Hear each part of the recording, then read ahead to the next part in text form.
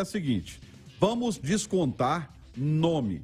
Não tem peso de nome. O que nós vamos debater agora, e eu quero saber, é, na busca por reforços, quem se reforçou melhor até agora nesta janela de transferências? Atlético ou Cruzeiro? Começo com você, Alexandre Simões.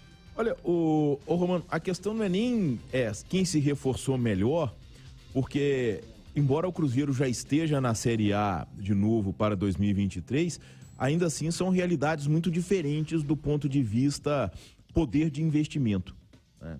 Então a gente percebe que o Atlético trouxe reforços que são com certeza jogadores muito mais caros no mercado, né?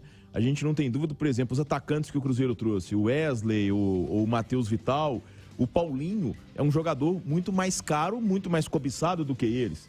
O Cruzeiro trouxe um volante que é o Ramiro, né? O Edenilson é um jogador muito mais cobiçado que o Ramiro. O Cruzeiro está trazendo um zagueiro do Corinthians, que é o Raul Gustavo, né? E trouxe outro zagueiro que é o Neres. O Neres.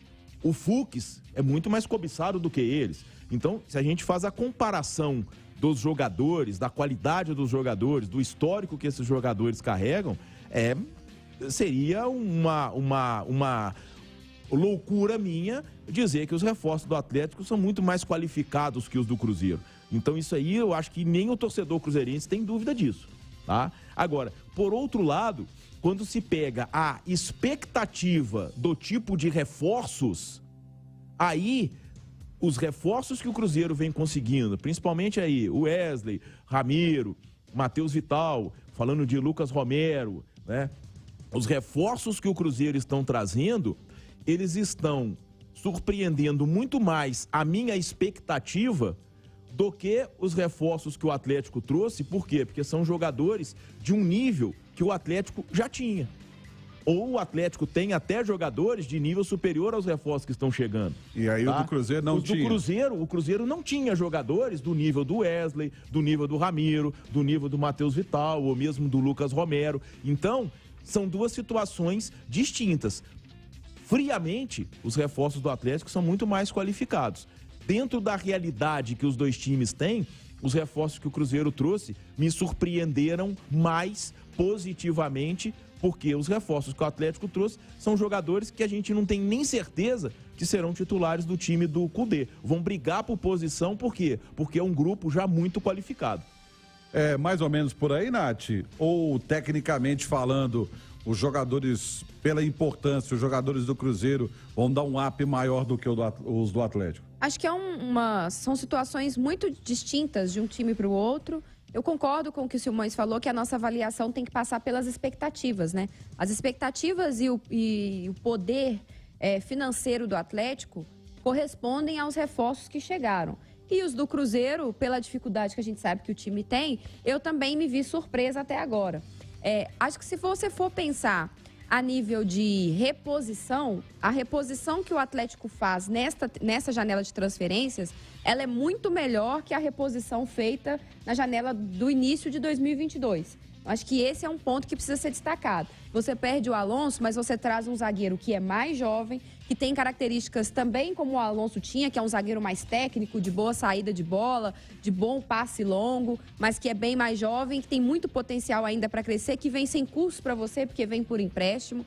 Quando você pensa lá na frente, né? Você perdeu o atacante, mas você trouxe o Paulinho, que é uma ótima peça de reposição também, é um cara que tem muito a agregar. No meio-campo, você está deixando de ter o Nacho, mas você vai ter Edenilson e Igor Gomes, são caras ali também que podem te ajudar na função do meio-campo, cada um da sua forma. O Edenilson com mais força física, tem boa bola parada, é cobrador de pênalti, né? Tem experiência. O Igor Gomes mais com a sua juventude, com a sua intensidade, com a sua versatilidade, porque pode jogar pelo meio, pode jogar pelas pontas. Então, acho que em termos de reposição, o Atlético foi muito bem nessa temporada. Perdeu jogadores importantes, perdeu o Keno, mas tem o Paulinho, perdeu o Nath, mas tem esses que nós citamos.